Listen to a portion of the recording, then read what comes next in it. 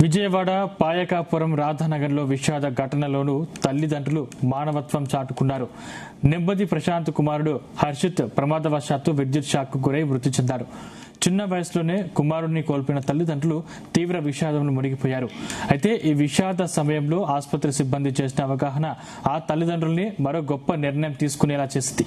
తమ బిడ్డ కళ్లతో మరొకరు ఈ ప్రపంచాన్ని చూసేలా నేత్రాలను దానం చేసేందుకు అంగీకరించారు. తన బిడ్డ కళ్ల ద్వారా మరో జీవితంలో వెలుగు నింపాలన్న తల్లిదండ్రుల నిర్ణయం పలువురి హృదయాలను కదిలించింది.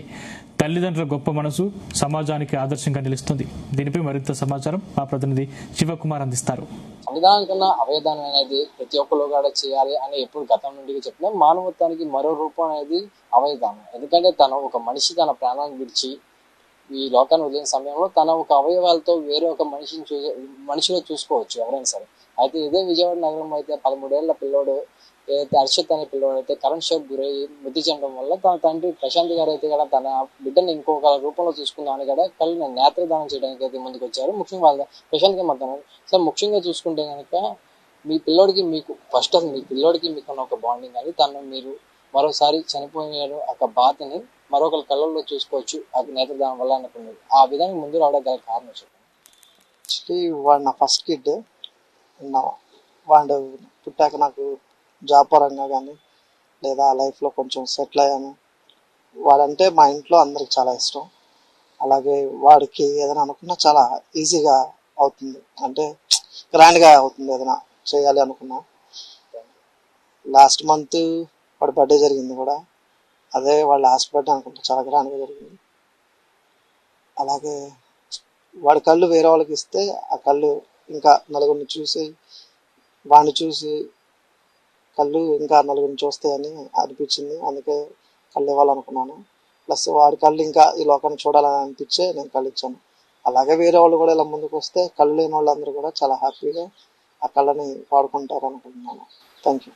సార్, ఏదైతే మీ పిల్లవాడు బతుకున్న సమయంలో మీరు ఎంతో ప్రేమగా ఎలా పెంచుకొచ్చారో, అదే పిల్లవాడు చనిపోయిన సమయంలో తన ప్రతి మనిషి, మీరు వేరే మనిషి ఎవరైనా సరే సాటి మనుషులుగా ఈ నేత్రదానం చేయడానికి ముందు రావడం కన్నా పిల్లవాడి బాడీ ఎలా ఉంటారు, చనిపోయిన వ్యక్తి ఎలా ఉంటారో తను అలాగే పూడ్చిపెట్టడానికి ఇలాంటి కార్యక్రమాలు చేయాలనుకుంటారు. ముఖ్యంగా మీతో పాటు మీ భార్య గారు ఇలాంటి కార్యక్రమానికి ఎంతవరకు సపోర్ట్ చేశారు? తను హ్యాపీ ఫీల్ అయిందండి. వాడి కళ్ళు వేరే వాళ్ళకి పెడతారు. సో వాళ్ళు లేకపోయినా వాడి కళ్ళు ఈ లోకంలో ఇంకా మమ్మల్ని ఎక్కడ దగ్గర చూస్తే కానీ ఆనందంగా ఫీల్ అయింది. ఈ నేత్రదానం చేయడానికి ఈ గవర్నమెంట్ హాస్పిటల్ నుంచి కూడా అధికారులు ఉన్నారు కదా, అధికారులు ఎటువంటి సపోర్ట్ చేస్తారు? మీకు ఈ యొక్క ఐడియా రావడానికి గల కారణం అధికారులు అనే విషయం చెప్పేది. అయితే ఆ అధికారులు మీకు ఏం చెప్పారు? అసలు వాళ్ళు వచ్చారని మమ్మల్ని కన్సల్ట్ అయ్యారు. బాబు ఎలా చనిపోయాడు ఏంటో డీటెయిల్స్ అడిగి ఆ కళ్ళు వేరే వాళ్ళకి ఇస్తారా, మీరు ఇంట్రెస్ట్ ఉందా అని అడిగారు. సో అధికారులు కూడా చాలా బాగా సపోర్ట్ ఇచ్చారండి. మీ పిల్లడికి మీరు ఏది నేత్రదానం చేస్తారో సమాజానికి ఏం చెప్పాలనుకున్నారు? సో మనం బాడీ పుచ్చినా కాల్చినా దానివల్ల పెద్ద యూజ్ ఏం లేదు.